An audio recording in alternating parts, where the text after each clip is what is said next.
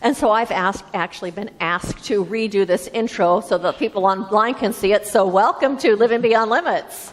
We are a part of Centers for Spiritual Living, and I'm Reverend Jennifer, and welcome if you are joining us online today, and welcome to all of you in the room. And so I invite you to join me right now in reading our mission statement that's on the front of your bulletin. We are a sanctuary where people can discover and reveal the presence of God within their own being and experience their oneness with all life. Through the realization of this inner presence of love and peace, we give way to the evolutionary impulse of the divine and become a beneficial presence in the world. So that's what we are doing here at Living Beyond Limits, is we are creating this sanctuary, this energetic place of love and acceptance and inclusion that creates this safe environment for us to discover our own spiritual nature, for us to discover and feel and sense and own and step into that, yes, indeed, that one infinite presence that is called by very many names, from God to Spirit to Buddha mind to universal intelligence, Christ consciousness, whatever you want to call it, that reveals itself within us. It reveals itself within our hearts and within our minds as love and as peace, as the truth of our own wholeness and our own authentic power. Because what happens when we wake up to that is who and what we are, we come to the world differently.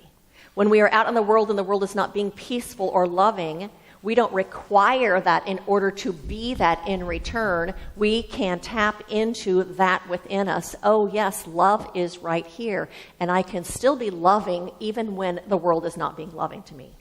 As we do that, we act as a healing presence in this world.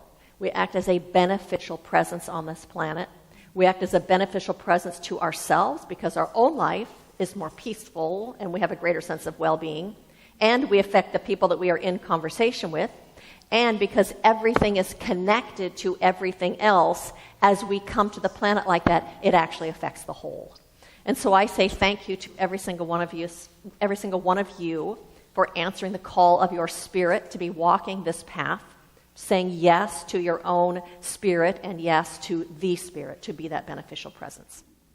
So I'm going to actually start today with part of our global vision. So at Centers for Spiritual Living, we have what is called the global vision, which is the vision of what we see for the world, and it is one of the things that leads us in our choices and our decisions and what we do. So this is kind of a little Reader's Digest version of it, actually. We see a world that works for everyone, where all life is honored as expressions of the divine, where all people live according to spiritual truth, where humanity awakens to its spiritual magnificence, where humanity rediscovers personal creative power, where we live as one global family, where kinship with all life prospers, where unity and connection are emphasized, where forgiveness is the norm, where spiritual guidance is valued, where we are called to conscious social action, where people have enough food, homes, and a sense of belonging, where peace and harmony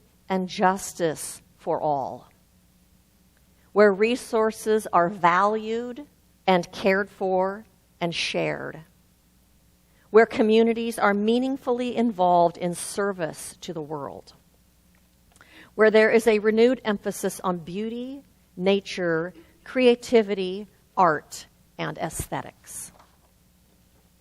And so that is what we stand for as Centers for Spiritual Living. And then we just finished reading our mission statement here at Living Beyond Limits, what we stand for and what we are about, which is really, to put it in the Reader's Digest version, awakening to our own spiritual nature, because then we automatically become a beneficial presence in this world. And so today after service, we're having a workshop called The Secret's Out. And it is a workshop that is about how to talk to people about living beyond limits. How to talk to people about what it is that we believe, what it is that we practice, who we are, so that you could ultimately invite people, if you want to, people that are of like mind, that you discover are of like mind, to invite them to come to a Sunday service. And so the title of my talk today is What You Talking About? And so I am actually talking about the teachings, the basic teachings of Center for Spiritual Living, and how they support each one of us, and how they support us in living our best life. And so I'm going to specifically talk today about what the teachings are at Centers for Spiritual Living about God, creation, judgment, sin, heaven and hell, and Jesus. It's a lot. We're going to pack it in here. So let's start with the big one, God. That which we call God or Spirit or the divine presence, by whatever name you want to call it. I think sometimes it's easier to begin by saying what it is that we don't believe. Because we don't believe that God is a person or a man who is up in heaven orchestrating things down here on earth, pulling strings, who favors some and likes some but dislikes others, or who gives to some and withholds from some. That is not what we believe. Instead, we believe that that which we call spirit is a power and a presence and a principle that is the creative energy of the universe. That is that life force energy that expresses in and through everything, that which whose essence is creativity and love and wholeness and goodness without bound. And so one of the quotes out of the Science of Mind, Centers for Spiritual Living, says, God, the first cause, the great I am, the one and only spirit or creative energy which is the cause of all visible things. Love, wisdom, intelligence, substance, mind. The original life is infinite. It is good. It is filled with peace. It is the essence of purity. It is the ultimate of intelligence. It is power. It is law. It is life. It is us. And so that means then that we believe that God is surrounding us at all times and within us at all times. And if God is all around us and within us at all times, that means to me then that we can rest assured that all of the intelligence, all of the wisdom, all of the love, all of the peace, all of the good are available to us because they already exist right where we are. They are already a part of our own makeup and who we are. That means then that we don't have to beg or beseech or get on Spirit's good side in order to have peace or love or harmony in our relationships or financial abundance in our lives. What we have to do instead is we have to align ourselves with that presence through our thinking, through our beliefs, and through our actions. And as we do that, we have access to all of those qualities of Spirit. As we align ourselves in our thinking with that presence, we give way to it into our lives. And then what happens is our life gets better because we have access to those qualities and we can actually bring them into situations in our lives like we talk about in our mission statement. So that means things like, for instance, you're having an argument with your spouse. You can bring forward your own wisdom. You can stay centered in your own peace. You can bring love into the conversation or into the interactions that aren't reliant on what's going on out there because it's already in here as an aspect of Spirit. It looks like things like you get stuck in traffic And you don't have to be anxious and worried and grumpy. You can just find your own peace and sit in that peace. So we have access to those qualities of Spirit because Spirit is already right here and Spirit is already right here. And so the second thing that I'm going to talk about is creation or us, both things, creation and us.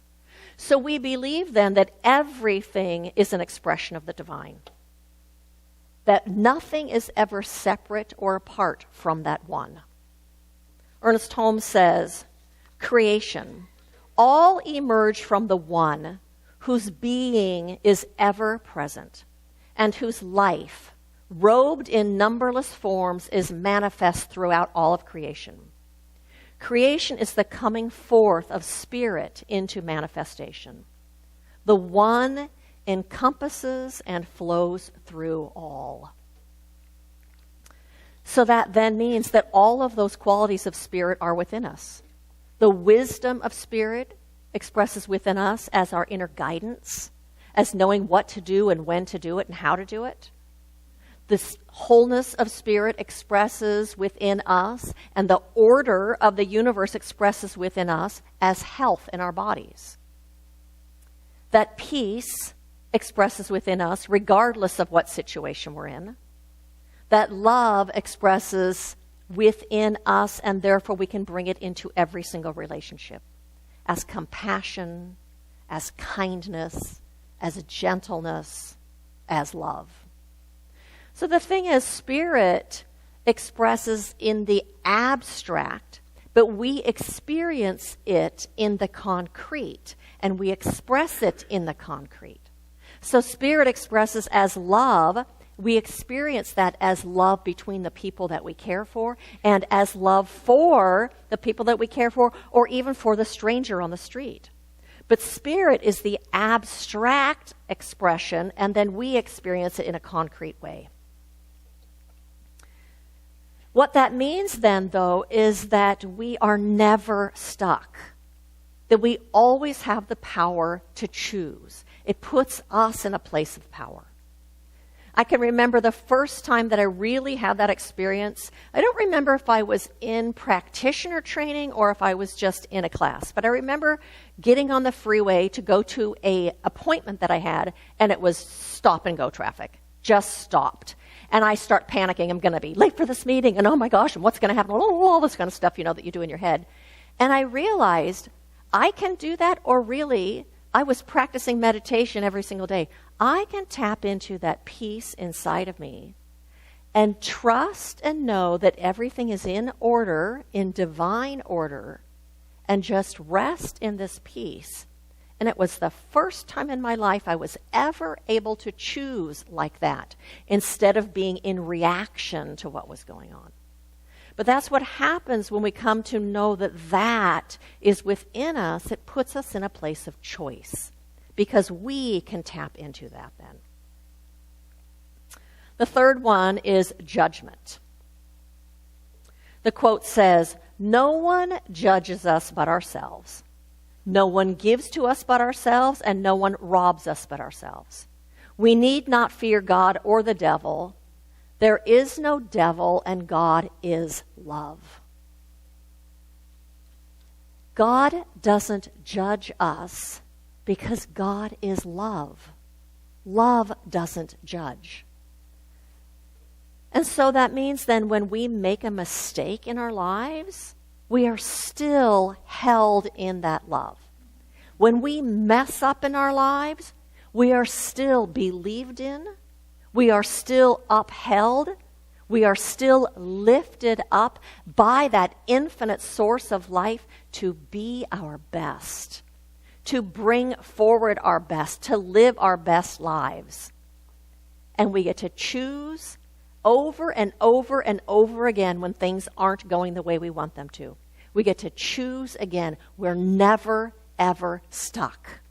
It's never, ever the final word because we live in that creative power.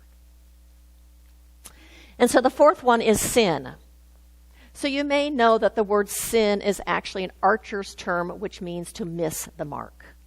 So what sin actually means then is that we are somehow off track. What we are doing, what we've done, what we are thinking, what we're believing is off track somehow. So to me, missing the mark then means believing something other than the capital T truth.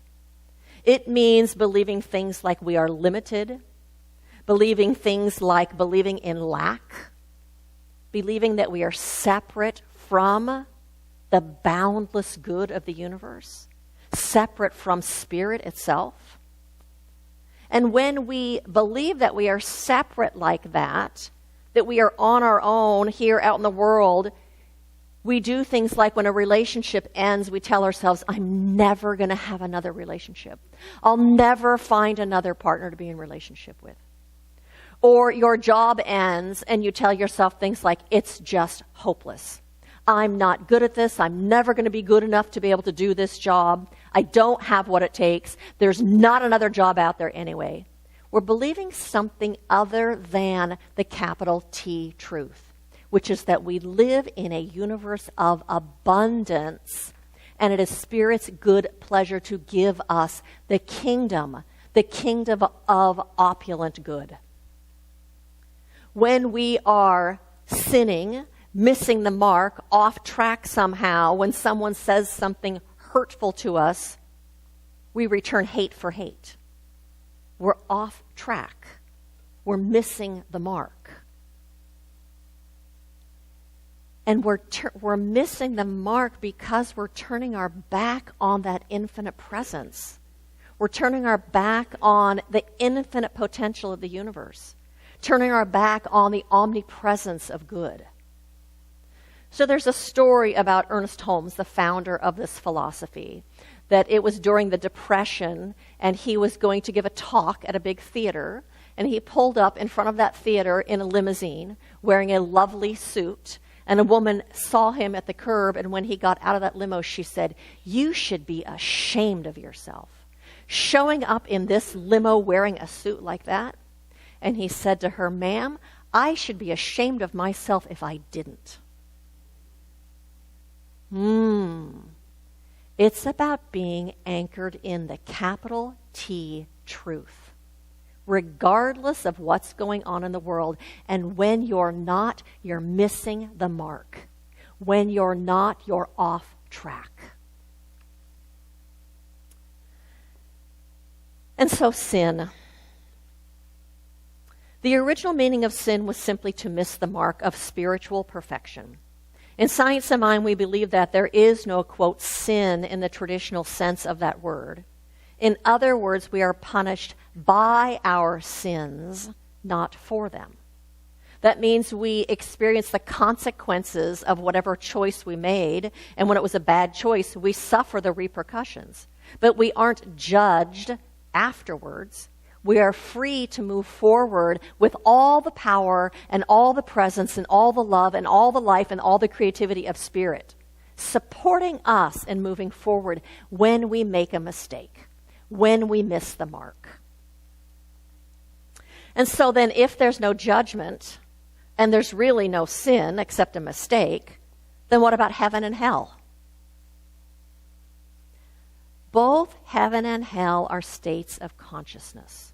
They are states of mind that we create ourselves. They are not a place that we go after we die. Jesus clearly stated that the kingdom of heaven is within. It's within when we are in alignment with our own spiritual nature, when we are in alignment with the love of Spirit. Both heaven and hell are the result of our thoughts and our beliefs and our actions. We experience heaven when we live in love and when we come from love, when we are out in the world doing whatever we're doing. We experience heaven when we stand in the truth of our own wholeness, and nothing then can knock us off center. We experience heaven when we live in oneness and come from oneness. Oneness with the whole of creation. Oneness with the presence of Spirit. We experience heaven when we are in peace. Then we radiate those things into our environment. We radiate those things into our lives and into our relationships. Then we create heaven right where we're standing. And I know, without even asking, all of us experience hell at times. Yes? You know, we experience hell when we are coming from a place of separation, whether it's separation from that infinite presence or separation from others. We experience hell when we think we aren't enough, and we come from that place of being not enough, or when we are caught up in our own fear. When we experience hell, we're missing the mark because we're forgetting about the nature of spirit in us and filling our lives. Whenever we are in fear, we are believing that there is something more powerful than the presence of spirit. There is nothing more powerful than the presence of spirit. Heaven and hell, the quote says, because science of mind views all life as God, there can be no term hell. The terms heaven and hell are symbolic of what each individual creates in his or her own life. We find heaven when we live from our hearts, know our oneness with God, and are true to ourselves. Hell, on the other hand, is the inner pain we feel when our lives and experiences seem to be against us. In reality, nothing is against us when we understand the basic unity of all life. We always have the power to change our thinking, and this alone lifts us from any hell-like experiences into heaven on earth. And in the Science of Mind textbook, it says, every man and woman is an incarnation of God. The soul can no more be lost than God could be lost. We cannot believe that because we have subscribed to some creed, we have thereby purchased a seat in heaven. Not can we believe in any vindictive or malicious power of the universe which damns us because we have erred through human ignorance. We aren't judged. And no one, I hate to tell you, but no one's going to hell because there's no such thing. So then what about the devil? Science of Mind philosophy states that there is only one power, and that is God. Because there is only one power, the devil cannot exist. To blame unpleasant conditions and circumstances on the devil or anyone else is a way of avoiding responsibility for our own life decisions. Do you remember, what was that guy's name? Tipsy? Was that his name? And he used to always say, the devil made me do it. In the 70s, do you remember that? The devil made me do it on TV. So what that's saying is the devil is not a power. There is no power for evil. That doesn't mean that there isn't evil in this world. We see evil in this world. But to me, evil is really a misuse of our own personal power that we already have within us. It is often about having power over someone else when you see someone doing something that looks evil. It's about having power over someone else, often because I think that person feels powerless, they feel less than, they are wounded, they don't feel loved or lovable. And therefore they want to have power over someone else so that they can feel that they are powerful, that they are enough, not experience their woundedness. But it's temporary power over someone else. So think for a second about the last time that you did something, or something that you did recently that was uncaring or unkind. Something maybe that was mean. Maybe something even that happened recently that you are kind of ashamed of. Can you think of something? Maybe you yelled at someone. Maybe you had a little tantrum. Maybe you flipped someone off on the freeway. Can you think of something you're not so proud of that you did recently? something that might be called evil. So let me ask you this. You doing what you did or saying what you said, was that born out of you being anchored in your own wholeness? Was that born out of you being anchored in your own enoughness? Were you anchored in love? Were you anchored in peace? Or were you feeling separate from your good somehow, whatever that good was? Or were you feeling separate from your own or not feeling your own wholeness? Because knowing our wholeness is the thing that makes us feel safe. If I know that I am whole, I am an eternal being that is eternally whole, nothing and no one can harm that. That's the thing that makes us feel safe. Were you anchored in your love, or were you in fear? That's where the evil things come from, when we feel separate from our true nature, separate from who we are as spiritual beings, separate from our own power, from our own love, from our own goodness, from our own enoughness. So evil isn't a power. Instead, evil are actions that come out of feeling separate from our true nature. Feeling separate or other than who we are as spiritual and divine beings. And so the last one is Jesus.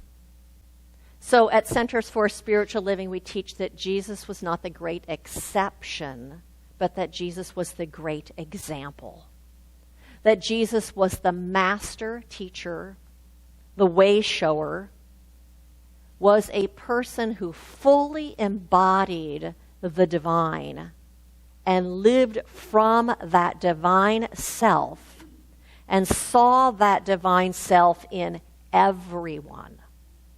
He fully embodied the truth of oneness. So Christ is not a person. Christ is a consciousness of oneness. Ernest Holmes said, Jesus was the great example given to us all of fully living our divine potential, our, quote, Christ consciousness.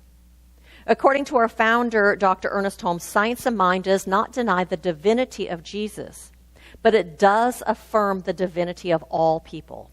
It does not deny that Jesus was the Son of God, but affirms that all beings are children of God. It does not deny that the kingdom of God was revealed through Jesus, but affirms that the kingdom of God is also revealed through you and me. In John 3:2 in the Christian Bible, it says, "Beloved, now we are the sons of God." We are all the outpicturings of, the emanation of, the incarnation of God in form. And so Christ then isn't a person, Christ is a consciousness of oneness. And it was fully embodied by the man, Jesus of Nazareth. Jesus, the Christed one. He was an example of what it means to live from your divine potential. To live in and from the truth of oneness. Oneness with Spirit. And so to me then, Centers for Spiritual Living is really a religion that is based on the example of Jesus and of Jesus' teachings. Based on the teachings of Jesus, which are love and forgiveness and oneness and faith. He was the example of, and we are living as this Centers for Spiritual Living, of generosity and inclusion and prayer. That is what we stand for and stand on also.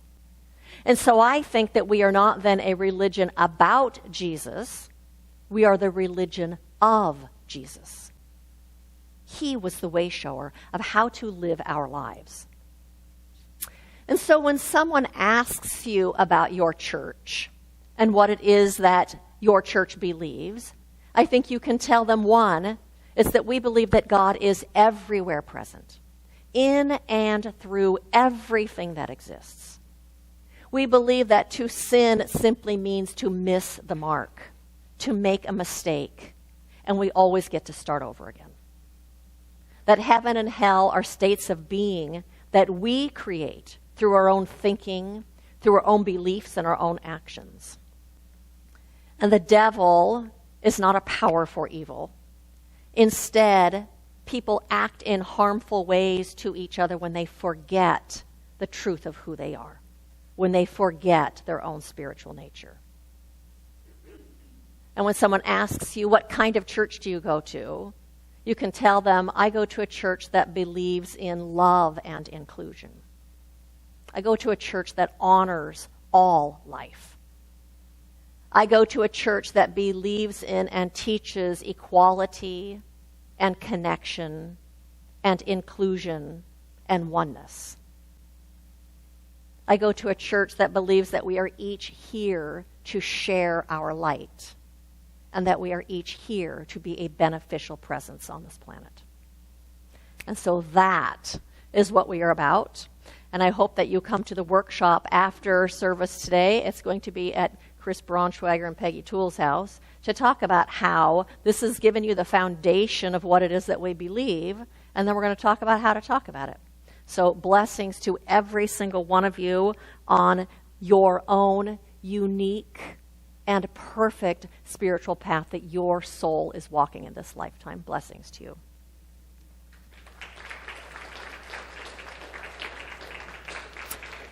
And so I invite you to join me in an affirmative prayer as we turn our attention from this world of form and turn our attention to the realm of spirit, to the truth that is a bigger truth than anything on this physical planet.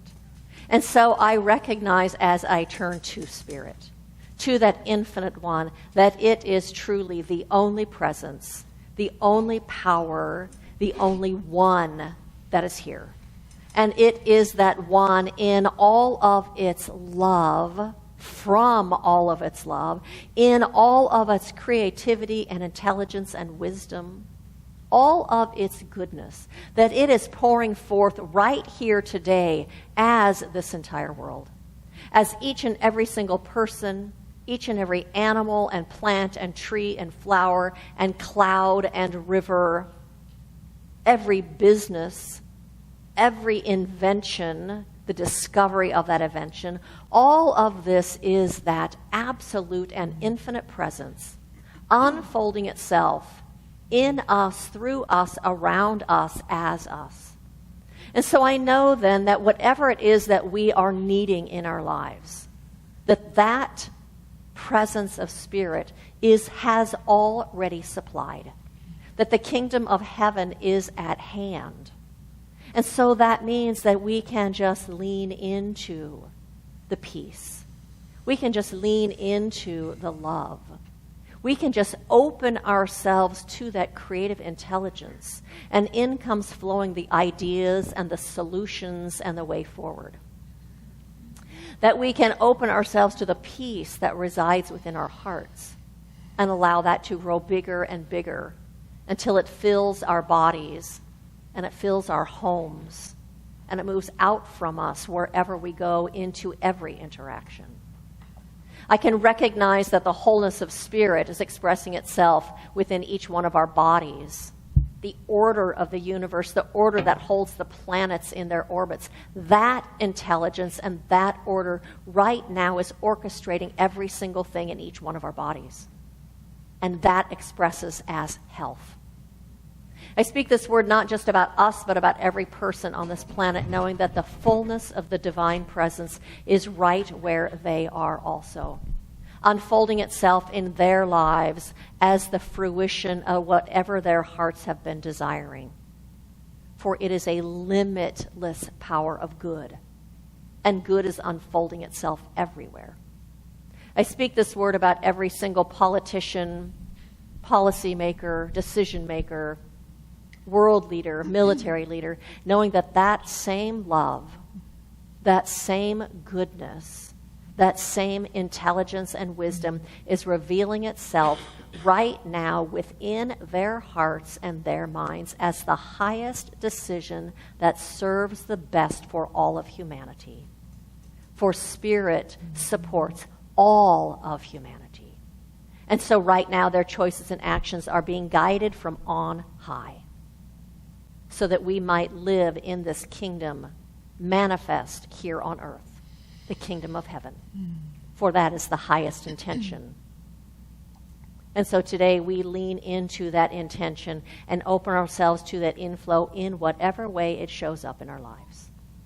Kind words, compassion, gentleness, inclusion, wise decisions, love. And so it is with a grateful heart that I release this prayer into that creative principle, into the law of life, the creative womb of the universe, so that it might unfold itself all around us. For it is simply the truth, and we rest in that truth. And in gratitude I say, and so it is. And so it is. I do have a couple invitations for you. One is having that workshop today. Chris, will you raise your hand? If you do not know where Chris and Peggy live, you can talk to Chris and she will give you the address. I did not put it on this. So we're going to have pizza and salad. So we're not having coffee and stuff today because we figure we're going to zip out of here and go over there and have lunch. And then we'll eat and then we'll have the workshop afterwards. So do you want a count? Would you like a head count or it doesn't matter? Yes. Okay. If you are planning to attend today, will you raise your hand? Rebecca, you count. So keep your hand up.